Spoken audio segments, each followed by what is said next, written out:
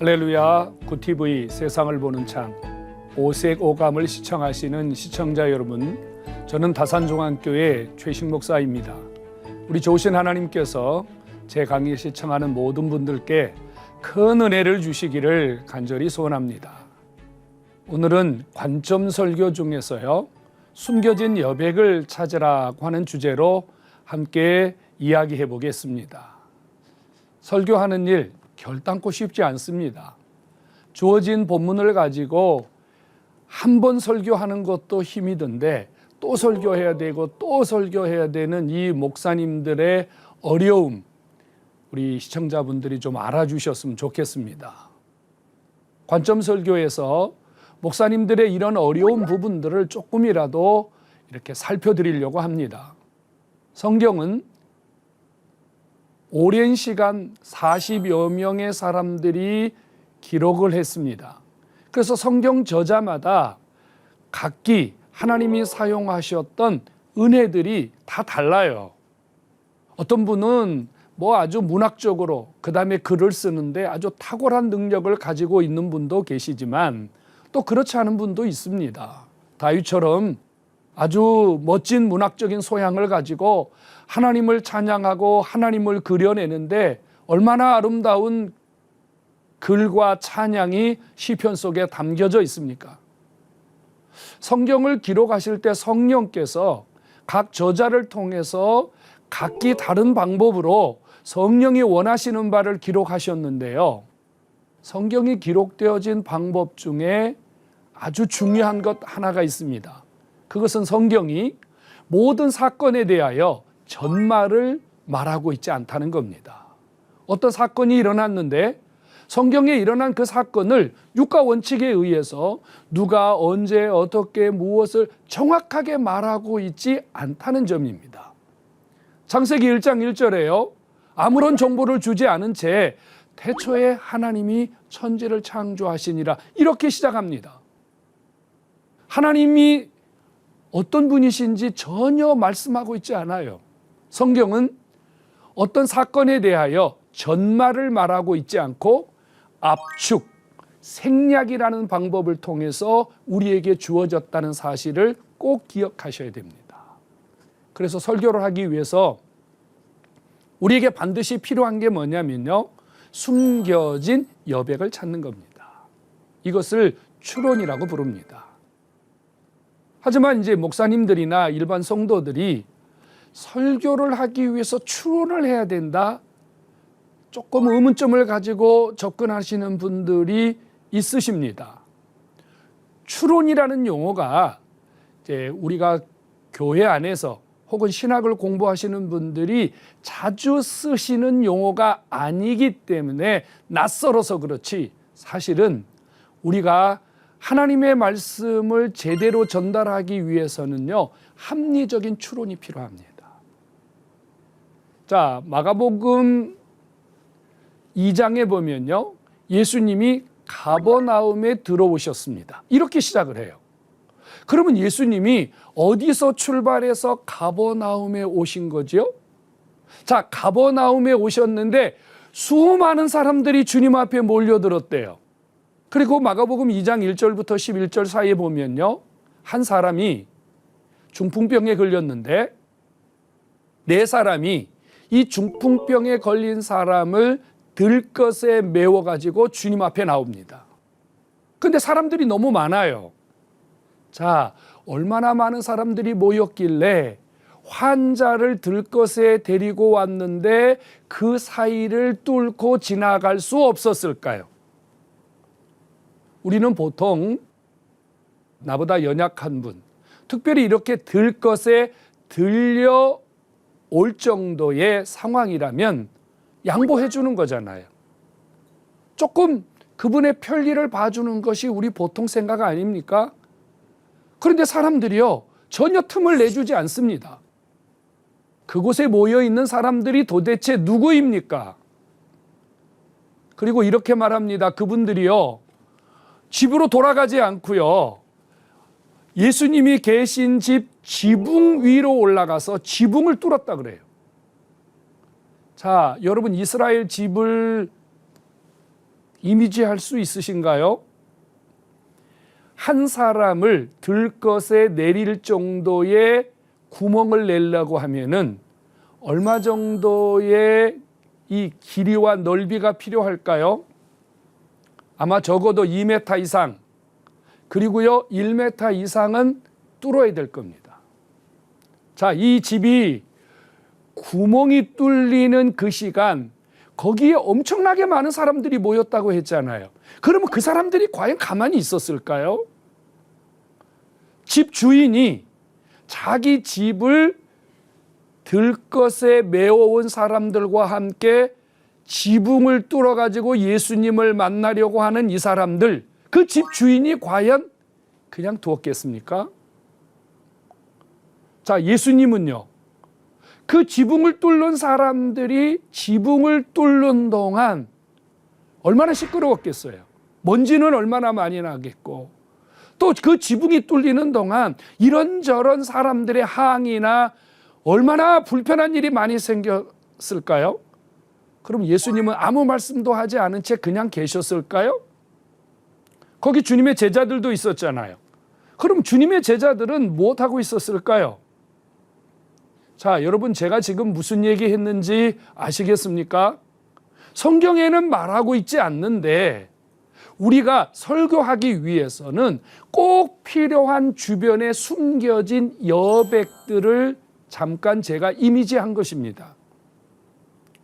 이 숨겨진 여백이 필요합니다. 설교가 잘 들리지 않는 것은요, 이 여백을 열어주지 않기 때문입니다. 이 여백이 열릴 때 청중들은, 목사님은 설교를 말로 하는데 청중들은 이미지로 듣습니다. 목사님은 말로 전달하는데 청중들은 그림으로 그립니다. 말로 하는 것이 사람들 속에 더 많이 각인이 될까요? 그림으로 보는 것이 더 많이 남을까요? 우리가 지금요, 성경을 연구하고 그 성경을 연구해서 청중들에게 전달하는 과정, 이 설교를 위해서 꼭 필요한 게 뭐냐면요, 여백, 숨겨진 여백, 감추어진 부분을 목사님들이 드러내야 된다는 겁니다. 근데 우리가 꼭 주의할 것이 하나가 있어요. 사실은 이 숨겨진 여백, 추론이라는 것을 제일로 많이 하는 사람들이 누구냐면요, 이단자들입니다. 이단자들 추론 얼마나 많이 합니까? 말도 안 되는 이야기를 붙여가지고 자기가 예수니, 자기가 뭐 하나님의 아들이니 엄청난 이야기 많이 하지 않습니까? 자기 나름대로 성경을 보면서 자기 나름대로 이미지를 해서 만들어낸 거예요. 잘못된 것이지만. 추론을 잘못했을 때는요, 이단이 될 수 있다는 거예요. 추론을 잘못했을 때는요, 설교가 엉터리가 될 수 있다는 점도 기억하셔야 됩니다. 그래서 추론하기 위해서 제일 중요한 것이 뭐냐면요, 신학적으로 건전한 사고를 가진 분들이 추론을 하셔야 돼요. 신학적 소양이 잘못된 분들은 추론이 잘못될 가능성이 매우 높습니다. 또 하나는요, 이 추론을 하실 때, 숨겨진 여백을 찾으실 때 중요한 게 뭐냐면요, 타당성이에요. 객관적으로 누가 들어도 이게 말이 되느냐 그 말이에요. 타당하지 않으면, 말이 안 되면 그것은 거짓말이 되는 거지요. 허구가 되는 겁니다. 또 하나는요, 우리가 합리적인 추론을 하기 위해서 또 하나 중요한 건 뭐냐면요, 논리적이어야 된다는 겁니다. 이게 말이 돼야 돼요. 말이 안 되면 안 돼요. 왜 이단이라 그래요? 우리가 들었을 때 논리적으로, 상식적으로, 합리적으로 말이 안 되기 때문에 우리가 이단이라고 그러는 거예요. 성경은 압축과 생략으로 되어 있기 때문에 목사님들이 그 숨겨진 여백을 찾아서 청중들에게 제공할 때 청중들은요, 설교를 더 넓고 깊게 이해할 수 있습니다. 그러면 왜 성경은 압축과 생략으로 기록되었을까요? 성경은 목적 중심으로 기록되었기 때문입니다.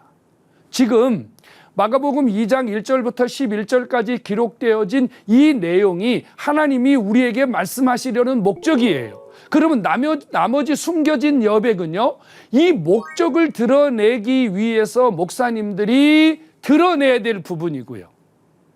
성경은 목적 중심으로 기록이 되었기 때문에 이 목적이 선명하게 더 잘 드러내기 위해서 숨겨진 여백들이 뒷받침되어야 한다는 겁니다. 자, 예수님이 물 위로 걸으셨어요. 예수님이 물 위로 걸으셨는데 숨겨진 여백이 필요합니다. 주님이 밤 4경쯤에 걸어서 제자들에게 가셨다고 했습니다. 자, 밤 4경. 여러분, 1경이 저녁 6시예요. 2경이 밤 9시고요. 3경이요. 밤 12시예요. 그러면 4경은요. 새벽 시간이라, 새벽 3시가 되는 시간이란 말이에요. 그 시간에 주님이 걸어서 물 위를 걸어서 제자들에게 가셨습니다. 자, 한번 이미지 해보실래요? 예수님이 걸어갈 때 지금 그 바다 위에요, 파도가 일어나고 지금 바람이 막 불거든요. 자, 주님의 머리가 휘날렸을까요? 주님이 걸어가실 때 주님의 옷자락이 다 젖었을까요? 주님의 신발이 젖었을까요? 주님이 물 위를 걸어가시는데 파도가 지금 이렇게 웨이브를 치잖아요.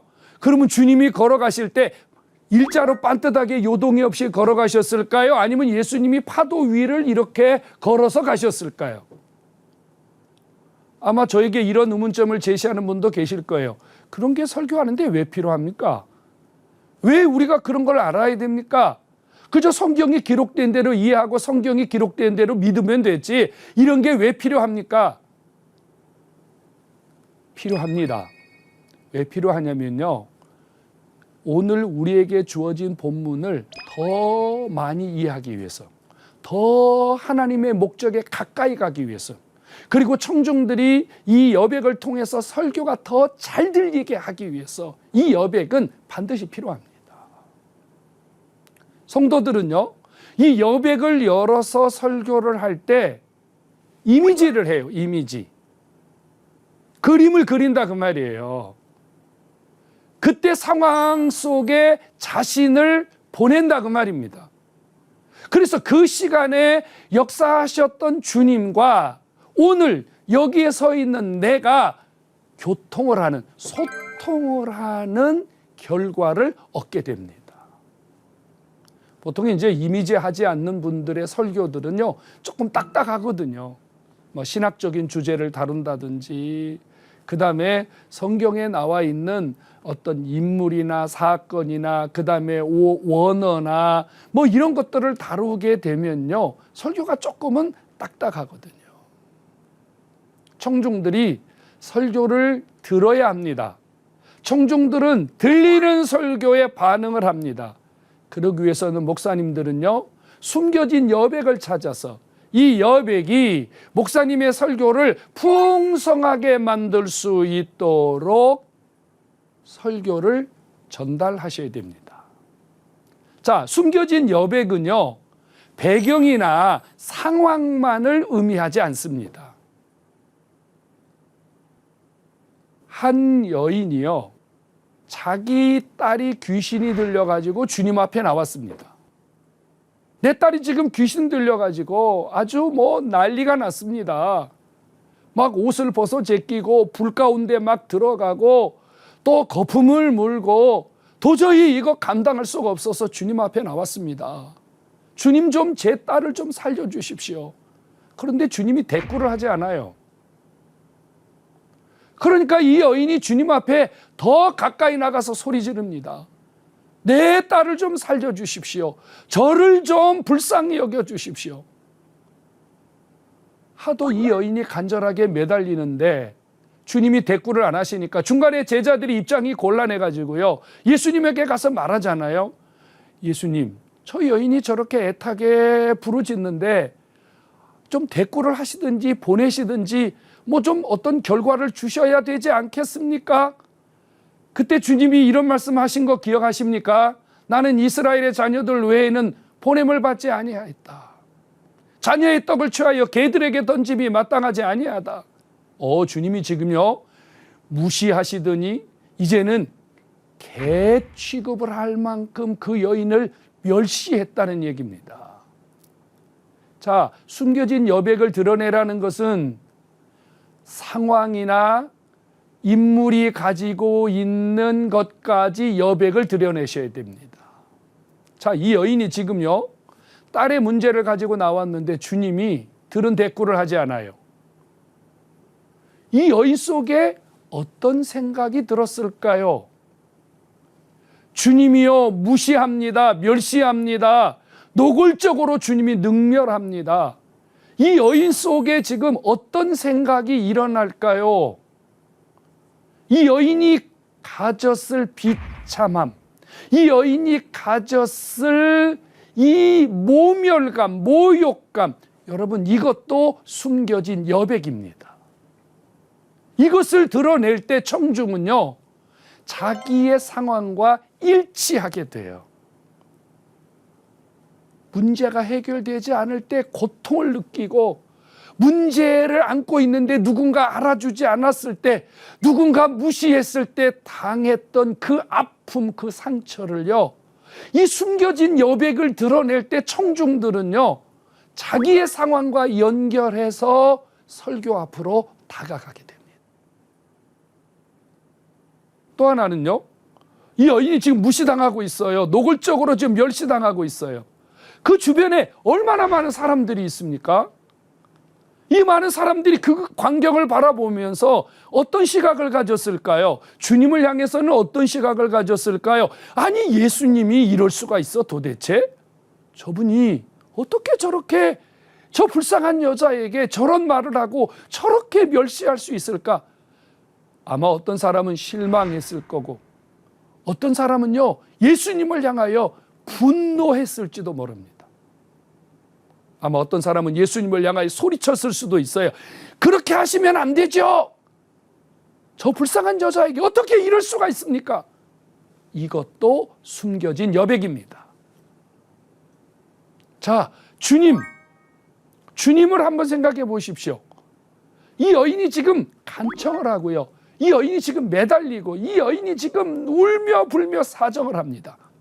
그런데 주님은 왜 이 여인에게 어떤 반응도 하지 않으셨을까요? 과연 지금 주님은 무엇을 보여주려고 하시는 거죠? 이것도 숨겨진 여백입니다. 이 숨겨진 여백은요 목사님의 설교를 풍성하게 만듭니다. 이 목사님들이 이 숨겨진 여백을 드러낼 때 청중들은 목사님의 설교 속에서 하나님도 만나고 자신도 만나고 자신의 상황 속에서 놓치고 있던 것들을 다시 한번 찾게 되는 참 귀한 시간을 경험하게 됩니다. 여백을 찾으십시오. 성경 속에 나오는 인물, 그 다음에 상황, 사건, 그 다음에 배경, 그 다음에 장소, 시간, 이런 것들을 아주 중요하게 보셔야 됩니다. 자, 누가복음 16장에 보면요 19절부터요 거기 부자 그리고 나사로에 대한 이야기가 나옵니다. 평소에 거지로 살았던 나사로는요 주인집 대문 앞에서 얻어먹다가 죽어서 아브라함의 품에 가 있고, 그 다음에 부자는요 이 땅에서 떵떵거리며 아주 연락을 즐기면서 살았는데 지옥에 가 있습니다. 여러분, 그 장면 속에요 숨겨진 여백이 엄청나게 많아요.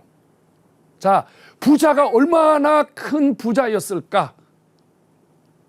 얼마나 대단한 부자였을까? 성경이 어떤 인물을 부자라고 설명을 할 때 여러분, 뭐 돈 어느 정도 가져야 부자라고 할 수 있겠어요? 성경이 부자라고 말할 정도면요 정말 대단한 부자 아니겠어요? 근데 이 부자가 지옥에 가 있어요. 이 부자의 삶을 우리가 좀 숨겨진 여백을 통해서 드러낼 수만 있다면 우리가 살고 있는 이 땅에 우리의 삶이 어디로 가고 있는지, 우리가 무엇을 놓치고 있는지를 청중에게 더 많이, 더 깊게 보여줄 수 있는 기회가 되지 않을까요? 근데 거기에 더 재밌는 것은요, 부자는요, 지옥에서 천국에 있는 아브라함 품에 있는 나사로를 봅니다. 근데 나사로는요, 지옥에 있는 부자를 보지 못합니다. 지금 뭐를 우리에게 보여주고 있는 거예요? 천국과 지옥이 어떤 곳인가를 보여주고 있는데요. 부자는 내가 이 불꽃 속에서 고민합니다. 물 한 방울만 찍어서 내 혀를 서늘하게 해 주십시오. 이런 이 부자의 모습이 지옥이 어떤 곳인가를 충분히 우리가 여백을 드러낼 수 있는 소스를 우리에게 주고 있다는 거예요. 내가 이 불꽃 가운데서 고민합니다. 보통 지옥을 말할 때 가장 많이 사용하는 단어 중에 하나가 뭐죠? 불지옥 아닙니까? 뜨거운 지옥 아닙니까? 자, 아브라함 품에 있는 나사로. 아브라함의 품에 있다. 여러분, 품에 있다. 품. 이 품, 엄마 품, 아버지 품, 아브라함의 품, 하나님의 품, 이 이미지할 수 있는 것, 숨겨진 그 아브라함의 품 속에서 우리가 천국을 드러낼 수 있는 여백거리가 얼마든지 그 속에 담겨져 있다는 거죠. 숨겨진 여백을 찾아야 됩니다. 목사님들이 서재에서 본문을 충분히 읽고 충분히 묵상하시고 본문 속에 숨겨져 있는 이런 여백들을 찾아서 목사님들이 하나님의 말씀으로 드러낼 수만 있다면 설교는 풍성해집니다. 설교가 들리지 않기 때문에 조는 거거든요. 청중의 언어가 되고 청중의 이미지가 되고 청중이 내 상황과 오늘 목사님이 말씀하시는 상황에 연결고리만 있다면 청중은 절대 잘 수가 없어요. 목사님은 말로 전달하고 청중들은 그림으로 봐야 됩니다. 청중들은 이미지를 해야 됩니다. 그러기 위해서는요, 성경에 기록되어진 본문 속에 감추어져 있는 많은 여백들을 충분히 드러내십시오. 이 여백이 목사님의 설교를 살리고 목사님의 설교를 일으킵니다. 여백을 드러내기 위해서는요, 신학적인 소양에 문제가 없어야 된다고 말씀드렸습니다. 그 다음에 타당성, 말도 되고 상식적이고 또 누가 들어도 객관적으로 이해할 수 있을 만큼의 상황이어야 합니다. 그 다음에 논리적이어야 돼요. 논리를 벗어난 억지로 여백을 드러내는 것은 오히려 설교를 망치는 일입니다. 합리적인 추론을 통해서 목사님들의 설교가 풍성해질 수 있다면 청중들은 목사님의 설교를 통해서 감추어지는 하나님의 세계, 감추어지는 영적인 세계를 더 깊이 만나고 더 깊이 볼 수 있는 놀라운 은혜를 체험하게 될 것입니다. 훈련이 필요합니다. 잘 안 보이거든요. 평소에 이미지를 많이 하시지 않으면요, 이 잘 안 보입니다. 글로 읽지 마시고 그림으로 읽는 연습을 하십시오. 그러면 설교가 풍성해집니다. 관점 설교의 숨겨진 여백을 찾아라. 오늘 함께 나눈 이 주제들이 우리 목사님이나 청중들의 삶 속에 조금이라도 도움이 되면 좋겠습니다. 하나님의 말씀으로 세상을 이해하고 바라보는 마음의 창이 여러분 안에 다시 한번 열리기를 간절히 소망하면서 이 시간을 마무리하겠습니다. 감사합니다.